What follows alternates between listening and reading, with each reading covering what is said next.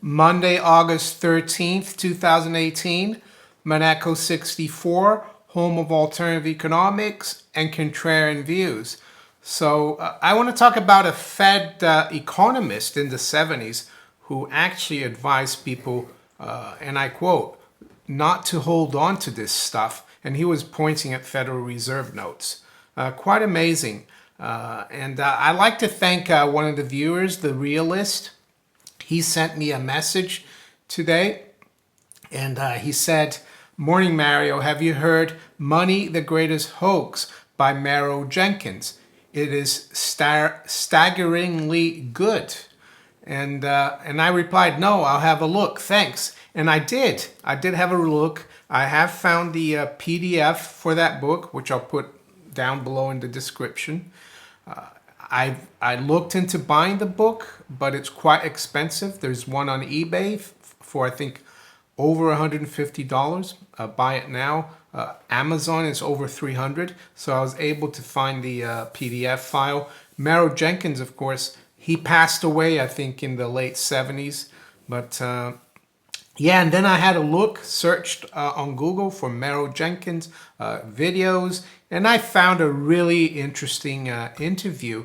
I'm not sure of the date of the interview. It was in the 70s. It could have been 1978, but it was definitely after 1971. And it was a debate in St. Louis, Missouri, at national television or local television, but mainstream television.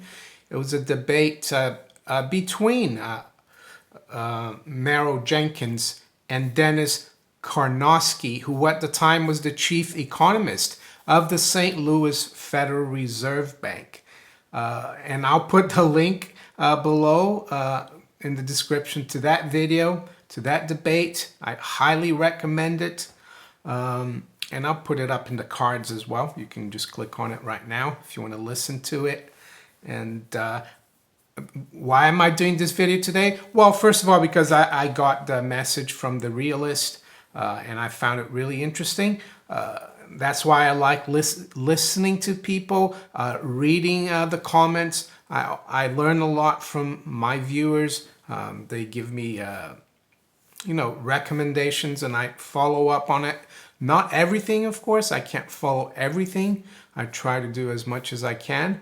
And you learn a lot. And the other thing I like to say, the mission of my channel is to wake people up to the scourge that fiat money is, the central banking system is. And I think Mr. Jenkins did a great job. I mean, just listen to him, to the debate. Google his name as well. There's other videos out there. And one of the reasons I've always been fascinated with the subject of money, and it's not because I want to make a lot of money, or it's just the nature of money. And why is that? Why have I been fascinated? Well, I grew up in a country that has been ravaged by inflation and currency destruction, many currencies in the last 100 years, and that's Brazil. I was fortunate enough to be on the right side of the crisis in Brazil. I was fortunate enough that my parents could provide for me, but I could see all around me the misery, the poverty, which is still there in Brazil. I haven't been back for about 2.5 years, but very little has changed. And one of the reasons for it, when I was younger, I didn't quite understand how the mechanism worked. The inflation, the money printing, central banking. But now I know, and yeah, I want to wake people up to it, not only in Brazil, but in the rest of the world, because it's happening here in the UK, it's happening in the US, it's happening everywhere. And that's why it's important that people wake up to it. I'm not here advising people to buy gold and silver. I'm not advising people to do anything. I'm just telling them what I'm doing. If they want to do it themselves, it's up to them. They have their own free will. I'm not selling any bullion here, as some people have said. It's up to you. I have my market experience as a professional in the financial markets, and I'm trying to help people out there. It's up to you to decide whether you think what I'm saying makes sense. If not, yeah, go back and keep investing in fiat money. It's totally up to the individual. So I just want to play the clip, and it's quite amazing. Dennis Karnovski. So I've looked at, he's on LinkedIn. He's retired. He now lives in Milwaukee. It says here, greater Milwaukee area. And I've looked at his resume, and he worked for the Federal Reserve Bank of St. Louis from 1967 to 1981. I think the interview was in 1978. I'm not sure. So he was the chief economist there. He has a PhD in economics, which is not surprising. We've all heard of PhD economics, Keynesian economics. And Mr. Jenkins doesn't have a formal economics education, but I would say he makes a lot of sense. And you will, when you listen to the debate, which is about 30 minutes or 25 minutes long, you will see how Mr. Jenkins points, the points that he makes about money and the fiat money, the fraudulent nature of it, the Federal Reserve forces Mr. Karnovski, Karnovski, excuse me, to actually admit. He actually has to say when I played the clip here that he says this thing, pointing to Federal Reserve notes, because he's totally, how can I say, he's totally discredited by the points that Mr. Jenkins makes. So let's play the clip here when he admits. Let's have a look. Here's one of the reporters asking the question, right? So let's listen to it. Your thoughts on how we can deal with inflation on an individual level? Well, the first thing to do is not hold on to this stuff, whether we're going to call it money or not. So he points to the Federal Reserve notes on the table, this stuff, that's what he means. Okay, and I'll continue.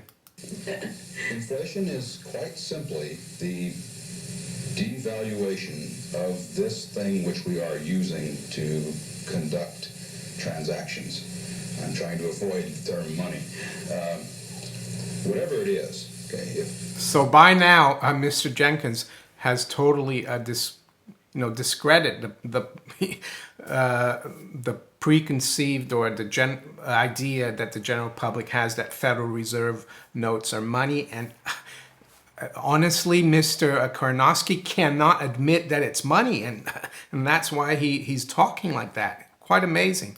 If it's paper or if it's copper, nickel, alloy, sandwich coin, whatever, it is the thing which will bear 100% of the burden of inflation. And if you don't, when you hold $1 and prices go up 5%, you lose the entire 5%. Other assets you might lose 1%, 2%. You can cover yourself. The thing that people have to do is don't put themselves in a position, one, where they are holding this stuff over time, and also don't put yourself into a position where you have agreed to the promise that someone is going to settle a debt with you in a fixed number of those things. So basically there, he advises people not to lend money in dollars or the fiat money, because it's going to lose value unless you have an agreement that they're going to pay you with something else in the future. It's going to lose value. So basically he's talking about the bond market there. Let's continue. At some time in the future. For example, what I'm saying is don't lend money that's going to be repaid in money, because at the time of repayment, by money again, I mean these pieces of paper, when you're going to be repaid in these pieces of paper, the purchasing power, the amount that you can buy of goods and services with that in exchange with someone else, is uncertain. So there you go.